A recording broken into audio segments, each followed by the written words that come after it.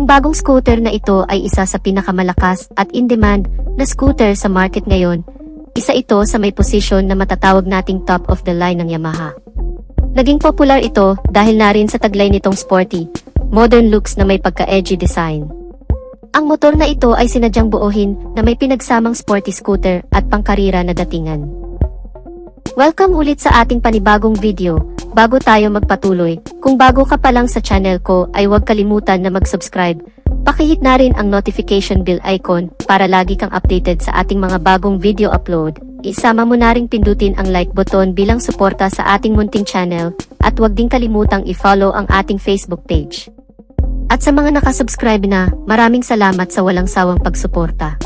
Inilabas din kamakailan ang bagong update ng motor na ito, na isa rin sa nangunang motorsiklong scooter ng Yamaha dito sa bansa. Ang concept naman ng motor na ito ay pang sporty scooter, medyo may pagka-sporty na din ang datingan ng motor na ito, kaya naman marami din talaga sa mga kababayan natin na wala sanang planong magmotor, pero napapabili na din talaga sa scooter na ito, dahil nga sa angking karisma ng motorsiklong ito.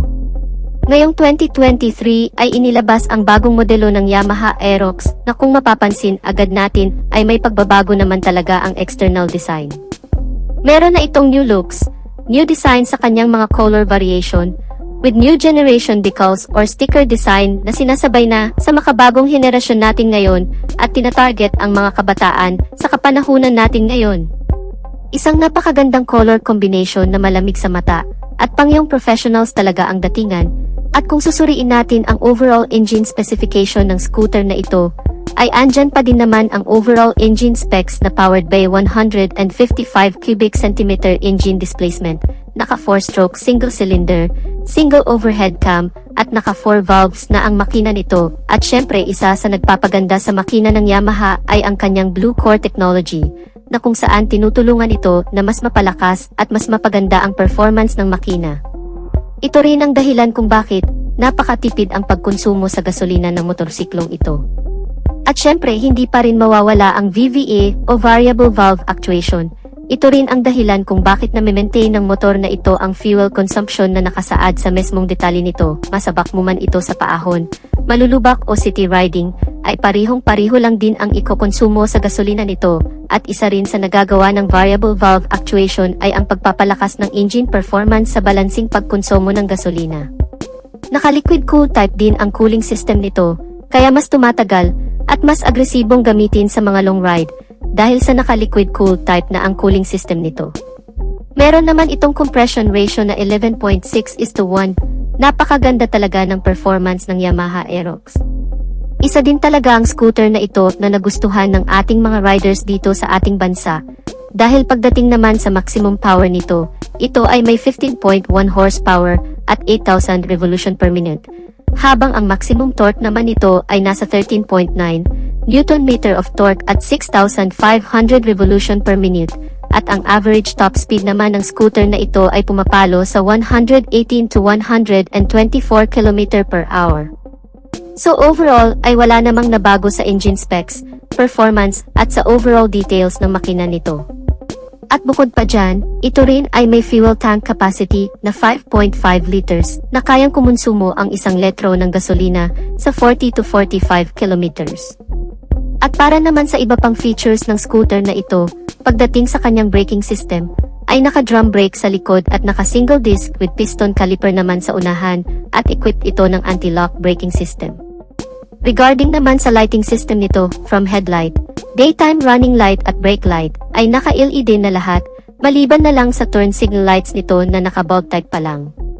Napakaganda din ng instrument cluster nito, napakalinaw, at napakaliwanag kahit pa sa matirik na araw, kompleto din sa impormasyon na kailangan mong makita sa cluster, like engine check warning, mga indicators, speedometer, full level, idling stop system, dahil equipped na rin ang motor na ito ng ganitong feature na kung saan ay kusa nang namamatay ang makina kapag ka nakatigid ang motor sa loob ng 3 seconds, at kusa naman din itong aandar kapag ipihit na muli ang silinyador.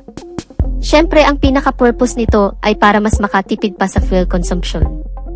At syempre nariyan pa din naman ang Yamaha Connect system, Bukod pa dyan ay merong USB charging port na din ang scooter na ito at side stand engine cut-off switch.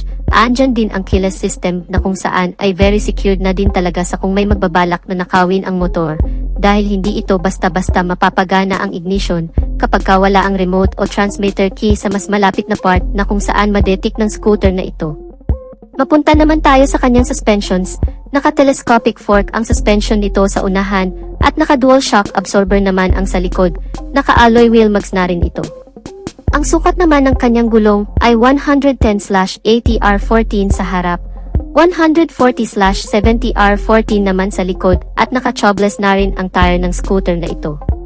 Napakalawak din ang underseat compartment nito na merong 24.5 liters of capacity na kasyang-kasya ang full face na helmet. Meron din mga small front pocket ito na pwedeng paglagyan ng maliliit na bagay. Napaka-comfortable na din ang posture mo sa scooter na ito dahil nakadesenyo talaga ito para sa comfort riding with its very wide comfortable seat at mahabang footboard para pwede mong i-reposition ang mga paa mo habang naglo-long ride. Overall, wala naman talagang nabagong engine specs and feature ng scooter na ito. Ang na-update lang ay ang color variation nito with its decals and sticker design na mas naging aggressive pang tingnan at mas naging modern looks para sa mga nangangarap pang magkaroon ng scooter motorcycle. At meron naman itong suggested retail price na 118 to 125,000 pesos. Depende sa variation at dealer na mapagkukunan nyo sa scooter na ito. Dahil ang presyong iyan ay maari pang tumaas, depende na rin sa tubo na ipapatong nila. Itong Yamaha Aerox 155 ay isa na rin talaga sa kasangga ng isa pang 155 ng Yamaha sa Pilipinas, ang Yamaha NMAX sa pagsikat ng Yamaha motorcycle dealer dito sa Pilipinas. At sa tingin ko ay medyo malapit-lapit na rin ang pag-upgrade nila sa mesmong engine nila, paniguradong mas tataasan pa nila ito. Dahil sa ito talaga ang inaabangan at hinahanap-hanap ng mga consumer sa ngayon, ang pag-update ng hindi lang sa external looks, kundi pati na rin sa internal specs and features nito. So dito na natin tatapusin ang video natin mga ka-Wizard Moto. Sana nagustuhan ninyo ang video, at kung nagustuhan nyo ay pakipindot ang like button bilang suporta na rin sa ating channel. At sa mga hindi pa nakasubscribe ay inaanyayahan ko kayo kapatid na mag-subscribe sa aking channel para lagi tayong updated sa mga videos na i-upload ko pa. Maraming salamat sa walang sawang pagsuporta. Ride safe and God bless.